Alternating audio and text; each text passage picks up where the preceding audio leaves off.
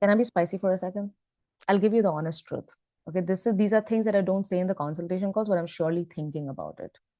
Majority of times, I will have individuals of the masculine persuasion come to my consultation calls and start the call with something like this, that Aditi, I want to make an informed decision. Like, is EB1 worth it? Is it worth my time to do EB1? And they will start these conversations like it is the most hot and put together conversation that they are approaching. Like they have made all these mathematical EBITDA type calculations, and they are really trying to figure out if this is worth their time. And I'm like, I don't say it, but I think it. I'm like, can you please for 1 second stop fronting? Because what do you mean this is a rational decision that you're taking? Because the current lifestyle that you're leading, my guy, it is the most irrational shit that I have seen in my life. Because what do you mean you have your priority date in 2020? You are working for corporate America. You have a whole family to take care of over here. You're buying a house, you're buying all of these properties, but one fatka from corporate America, your entire cloud or the sandcastle that you have built is going to collapse. That is rational for you? That is rational for you.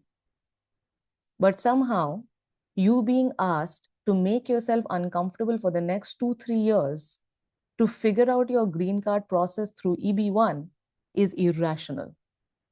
Because what are you doing besides living in a precarious mode like that, hoping that everything stays okay? Are you having conversations with your bosses to explore the EB3 route, where you are taken out of the country in some managerial role and brought back? Because 50% of Indians who apply for the EB1 criteria, by the way, are doing that.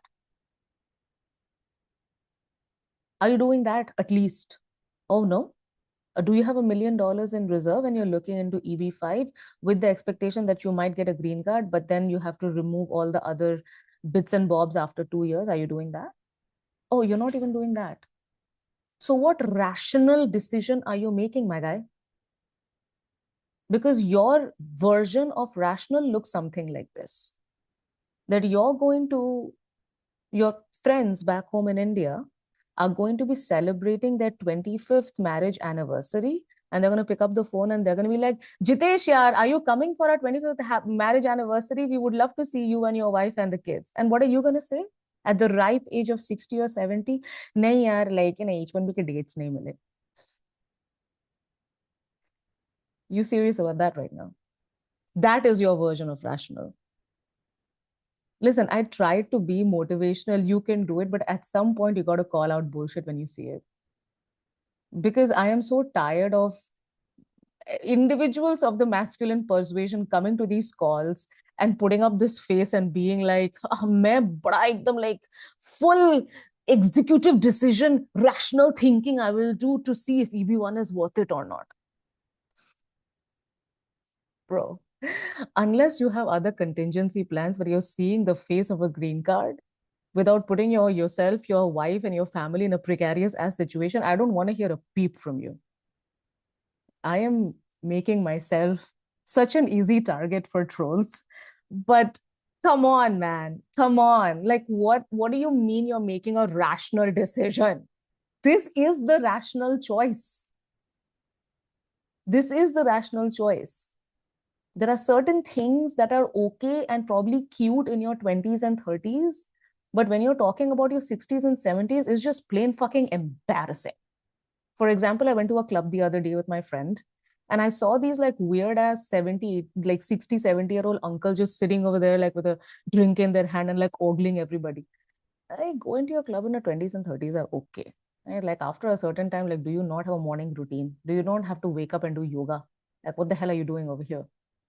In the same way, like it's okay to cry about H1B extensions and getting fired and like needing to get rehired when you're in your 20s and 30s, but doing the same shit when you're 50 or 60? Hell, 70 because the current wait time is 150 years. That is rational for you? Come on. Come on. The worst moment of my life was looking myself into the mirror and calling myself out on my bullshit. That is the hardest thing that I had to do in EB1. Yeah, I had to write papers, I had to judge, I had to pitch to journalists. Nothing compared, none of that pain compared to the pain that I had to face looking at myself in the mirror and say, Aditi, you are not a good researcher yet. You need to become a better researcher for your own tenureship, for your own career progression, to get this green card and move the hell on with your life. And that's a very difficult thing to do. But thank God, some, I don't know, God-like intervention happened inside my brain that put me in my senses where I was like, no, man, the way that I'm living my life, this ain't it. I need to change something. And the moment that happened, and that happened progressively, but I thank my lucky stars that I stuck with it. Because of that decision, I can confidently say that when I'm 70 years old, whatever happens, I may not have a big 401k to break, but at least I'm not going to be crying about my H1B. Thank God for that.